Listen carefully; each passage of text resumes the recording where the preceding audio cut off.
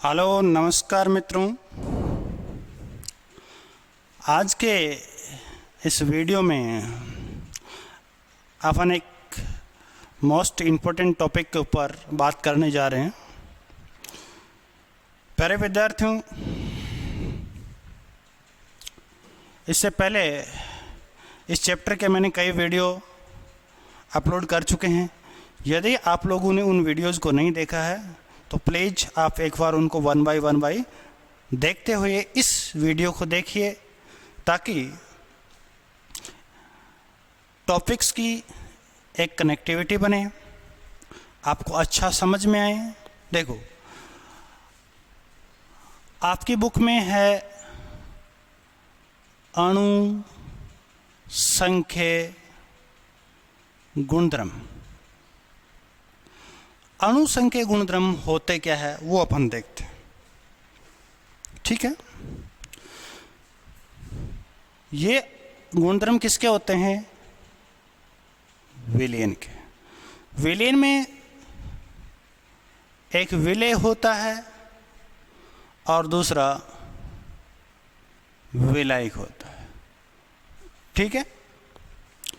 तो ऐसे गुण जो किसके ऊपर निर्भर करते हैं? विलय के कणों की संख्या पर निर्भर करते हैं। ऐसे गुण जो विलय के कणों की संख्या पर निर्भर करते हैं उनको अपन बोलते हैं अणु संख्य गुणधर्म। ये अणु संख्य गुणधर्म मोस्टली 4 प्रकार के हैं जो अपने सिलेबस में है, अपने पाठ्यक्रम में है। लेकिन आज के वीडियो में इन 4 में से जो पहला अणु संख्य गुणधर्म है उसके ऊपर अपन बात करने वाले हैं। और वो पहला अणु संख्य गुणधर्म क्या है वो देखिए। वो पहला अणु संख्य गुणधर्म है वाष्प दाब में आपेक्षित अवनमन। वाष्प दाब में आपेक्षिक अवनमन। देखो, कुछ वर्ड है जिसके बारे में अपन बात करते हैं। एक तो है वाष्प दाब और एक है अवनमन। इन दो को समझ लेते हैं। देखो, अवनमन का अर्थ होता है कमी होना, कमी होना। वाष्प दाब क्या होता है? वाष्प दाब ये होता है कि वाष्प के द्वारा द्रव्य की सतह पर लगाया गया बल, या आप बोल सकते हो दाब। लेकिन ध्यान रखना, कब? जब क्या हो, वाष्प और द्रव्य साम्य अवस्था में हो। क्या हो? साम्य अवस्था में। यानी वाष्प और द्रव्य जब साम्य अवस्था में होता है तो उस साम्य अवस्था में वाष्प के द्वारा द्रव्य की सतह के ऊपर जो दाब डाला जाता है, ठीक है, उस दाब को अपन बोलते हैं वाष्प दाब, ठीक है। ये दो चीज़ें क्लियर होगी। अब अपन बात करना चाहते हैं आपेक्षिक अवनमन। यानी यहाँ पर तो वाष्प दाब में क्या हो रही है? अवनमन का मतलब कमी। और अब बात करेंगे क्या? आपेक्षिक अवनमन। अब पहले कमी के ऊपर थोड़ा सा अपन बात कर लेते हैं। देखो,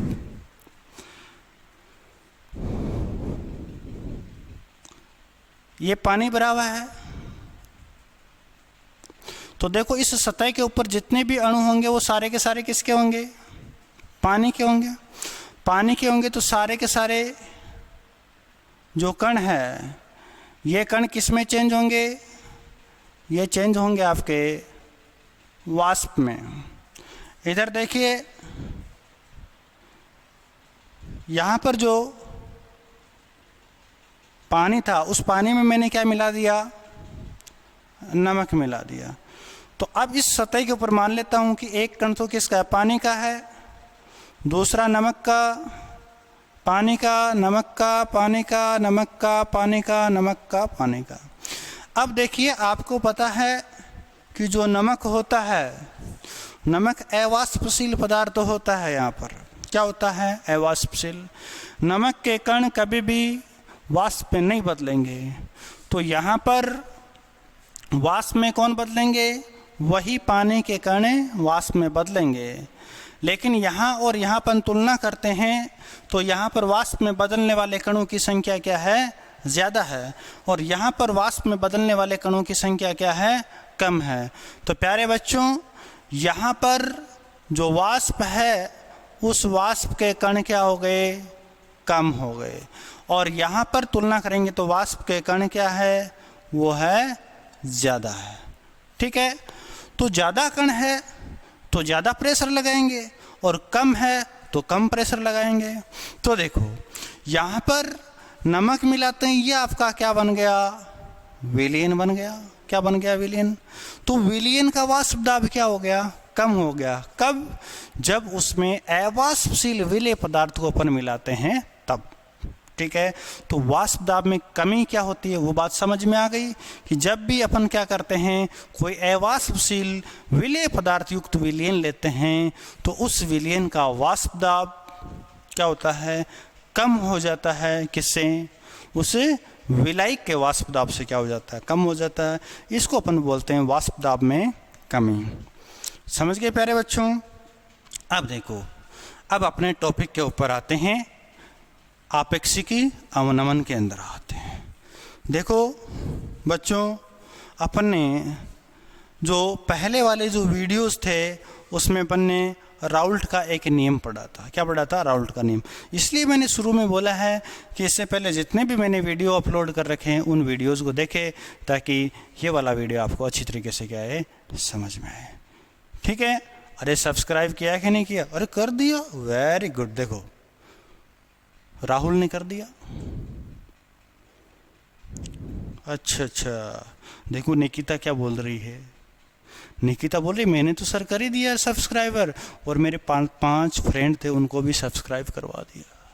कितना अच्छा काम किया इसने। आप भी सुन रहे हो ना, आप भी सब्सक्राइब करो, अपने फ्रेंड्स को बोलो, ताकि सब लोगों को क्या हो, फायदा हो। देखो राउल्ट के नियम में अपन ने पढ़ा था कि जो वाष्प दाब होता है किसका, सॉल्यूशन का, सॉल्यूशन का वाष्प दाब, सॉल्यूशन का वाष्प दाब बराबर होता है PA प्लस P। यहाँ पर देखो A व B क्या है, A व B यहाँ पर क्या है, घटक है जिनसे अपना विलयन बना हुआ है। समझ रहे हो बात को। अब ये B वाला घटक है, ये आपका क्या है, अवाष्पशील है, ये अवाष्पशील है। अब प्यारे बच्चों, आपको ये भी पता है कि राउल्ट के नियम में आपने पढ़ा है PA बराबर P0 A into XA, PB बराबर P0 B इंटू XB। समझ रहे हो बात को। ये यहाँ पर मान रख देता हूँ, तो P0 A into XA plus P0 B into XB। Okay, ये वाला क्या है, ये वाला अवाष्पशील है। इसका मतलब ये हुआ, इसकी जो वैल्यू है वो क्या हो जाएगी, 0 हो जाएगी। 0 हो गई, इसका मतलब ये मैं ले लूँगा कि P विलयन सॉल्यूशन बराबर हो जाएगा P0 A dot X। Okay प्यारे बच्चों, आपने ये भी पढ़ा था कि XA प्लस XB बराबर होता है 1। तो यहाँ पर XA बराबर क्या हो जाएगा, 1 minus XB।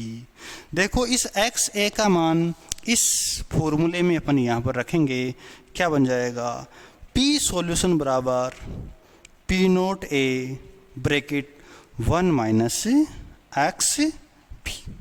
1 minus x B, ये वाला बन गया।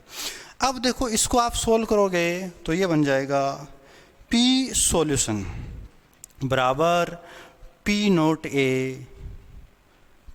ए minus P naught A X B. Okay, P naught A X B. अब देखो अपन यहाँ पर क्या करते हैं, थोड़े वैल्यू को अपन चेंज कर लेते हैं। क्या कर लेते हैं, चेंज कर लेते हैं। इसके अंदर में चेंज करेंगे प्यारे बच्चों तो ये हो जाएगा P naught A minus P S बराबर, यानी इसी का फॉर्म लिख रहा हूं मैं, P naught A x A. Okay, अब देखो P वाली वैल्यू को मैं एक साइड में करता हूं तो ऐसी कंडीशन में P naught A minus P S upon P naught A बराबर एक्स बी, बराबर एक्स बी। ये हो गया। देखो प्यारे बच्चों, यहां पर ये जो वैल्यू आई है कौन सी, P naught A minus P S upon P naught A, इसको अपन बोलते हैं आपेक्षिक अवनमन। क्या बोलते हैं, आपेक्षिक अवनमन। आपेक्षिक अवनमन का मतलब ये हुआ कि वाष्प दाब में होने वाली कमी, वाष्प दाब में होने वाली कमी और विलायक की शुद्ध अवस्था में जो वाष्प दाब होता है उसका अनुपात है। उस अनुपात को देखो, ये अनुपात ही तो है, इस अनुपात को अपन यहाँ पर क्या बोलते हैं, इसको बोलते हैं वाष्प दाब में आपेक्षिक अवनमन। वाष्प दाब में क्या बोलते हैं, आपेक्षिक अवनमन। तो इसका मतलब क्या हुआ, इसका मतलब ये हुआ कि यहाँ पर ये वाली वैल्यू है, ये तो क्या हो गया आपका वाष्प दाब में आपेक्षिक अवनमन। ये वाला क्या हो गया, ये हो गया मोल भिन्न। क्या हो गया, मोल भिन्न हो गया। ठीक है, क्लियर, यहां तक बात क्लियर हो गई ना। अब अपने लिए इंपॉर्टेंट सूत्र कौन सा, ये वाला, इससे अपन आगे बढ़ेंगे। देखो मोल भिन्न क्या होता है, मोल भिन्न होता है विलयन के किसी एक घटक के मोलों की संख्या बट्टा उस विलयन में उपस्थित सभी घटकों के मोलों की संख्या को अपन क्या बोलते हैं, मोल भिन्न बोलते हैं। समझ रहे हो बात को। तो देखिए बच्चों आगे,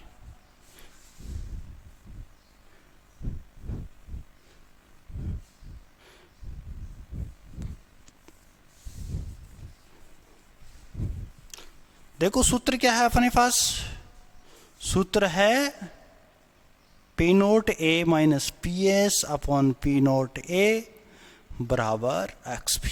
इसको भी हटा देते हैं,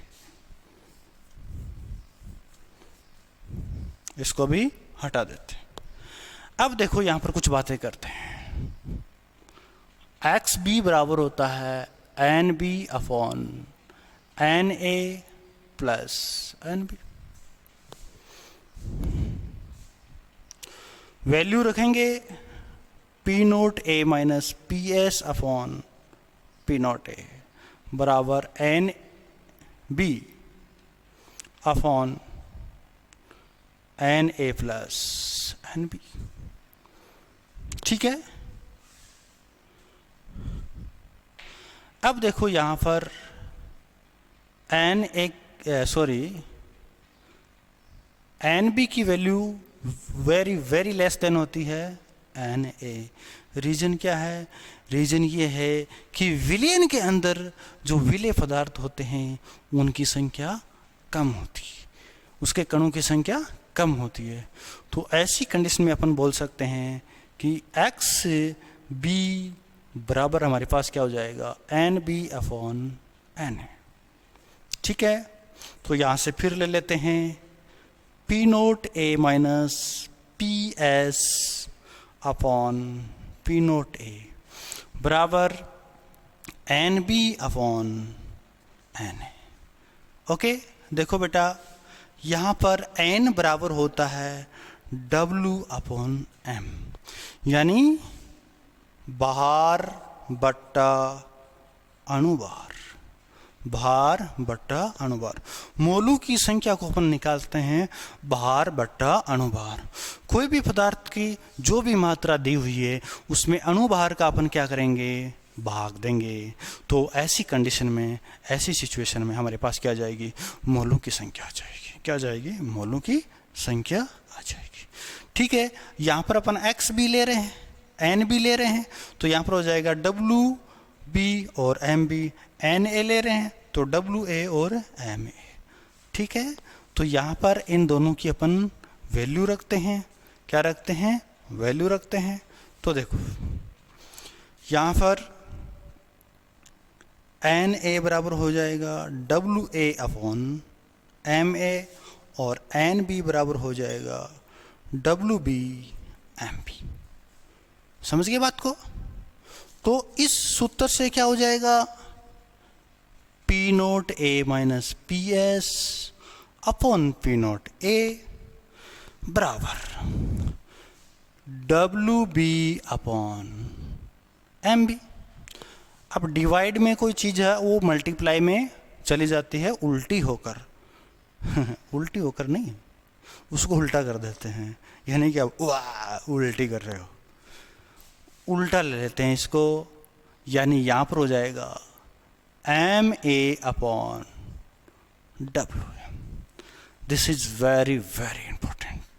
ये फॉर्मूला यहाँ पर क्या है, बहुत ही उपयोगी फॉर्मूला है।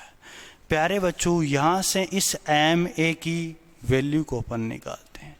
तो यहाँ से MA बराबर क्या हो जाता है वो देखिए।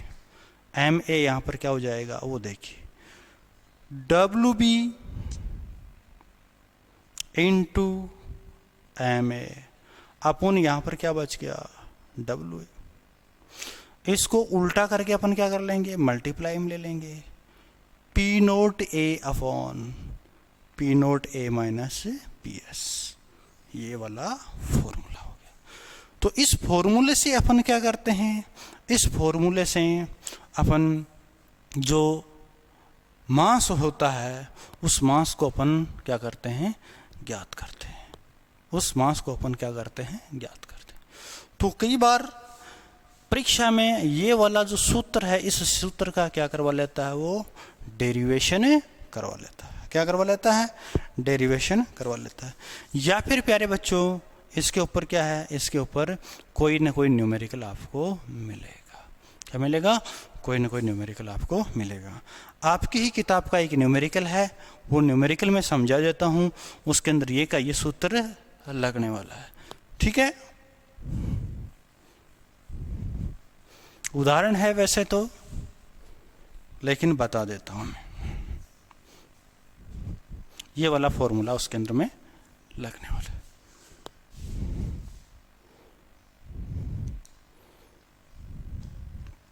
देखो क्या है, किसी ताप पर शुद्ध बेंजीन, किसी ताप पर शुद्ध बेंजीन का दाब 850 बार, 850 बार है। इसका मतलब ये हुआ P0 है, शुद्ध अवस्था में कितना हो गया 0.850 बार। ठीक है, 0.5 ग्राम अवाष्पशील विलेय ठोस को, अवाष्पशील विलेय ठोस को 39 ग्राम बेंजीन में घोला गया है। किसमें घोला गया है, 39 ग्राम बेंजीन में घोला गया। यानी WB है, इस WB की मात्रा यहाँ पर आपको मिल चुकी है 0.5 ग्राम, 0.5 ग्राम। और मोलर मास ऑफ जो बेंजीन होता है, मोलर मास ऑफ बेंजीन होता है C6H6, वो देखो कितना होता है 12 गुणा 6 प्लस 1 गुणा 6। ठीक है, तो इसको आप करेंगे तो कितना आ जाएगा? 78 आ जाएगा। क्या आ जाएगा? 78 आ जाएगा। कितने में घुला हुआ है? 39 ग्राम बेंजीन। ठीक है, इसका मतलब WA इसका मान कितना हो जाएगा? 39 ग्राम हो जाएगा। 39 ग्राम हो जाएगा। प्राप्त विलयन का वाष्प दाब, प्राप्त विलयन का वाष्प दाब कितना है? विलयन का वाष्प दाब मतलब PS 0.845 बार। तो विलय ठोस का मोलर द्रव्यमान ज्ञात कीजिए। तो ऐसी कंडीशन में विलय ठोस का क्या करना है? मोलर द्रव्यमान ज्ञात करना है। तो ये वैल्यू मैंने यहाँ पर बता दी है। अब टोटल की टोटल वैल्यू को अपन रखेंगे। देखो MA बराबर अपन करेंगे 0.5 इंटू 38/39 गुणा में हो जाएगा। सबसे पहले इसकी वैल्यू रखेंगे 0.850 बट्टे में हो जाएगा 0.850 माइनस 0.845 ही है ना? हाँ, ये वाला। अब इसको आपको क्या करना है? सोल्व करना है। ठीक है, तो इसको सोल्व कीजिए, आपके पास MA की वैल्यू आ जाएगी। सोल्व कर लो आप। उत्तर में बता देता हूँ, 170 ग्राम इसका आंसर रहेगा। ये इसका आंसर रहेगा। तो या तो परीक्षा में क्या पूछेगा? वो डेरिवेशन पूछेगा, या कोई इस प्रकार का क्या पूछेगा? आपको न्यूमेरिकल पूछेगा। तो इस तरीके से आपको क्या करना है? इस टॉपिक की आपको क्या करनी है? तैयारी करनी है। ठीक है, बिल्कुल धीरे धीरे छोटे छोटे वीडियो के थ्रू आपके टॉपिक्स को हम क्या करेंगे? क्लियर करेंगे। लेकिन अभी तक इस चैनल को आप सब्सक्राइब नहीं किया है तो प्लीज़ इसको क्या कीजिए? सब्सक्राइब कीजिए, बेल आइकन को दबाइए। ठीक है, नेक्स्ट वीडियो तक के लिए आपको बेस्ट ऑफ गुड लक।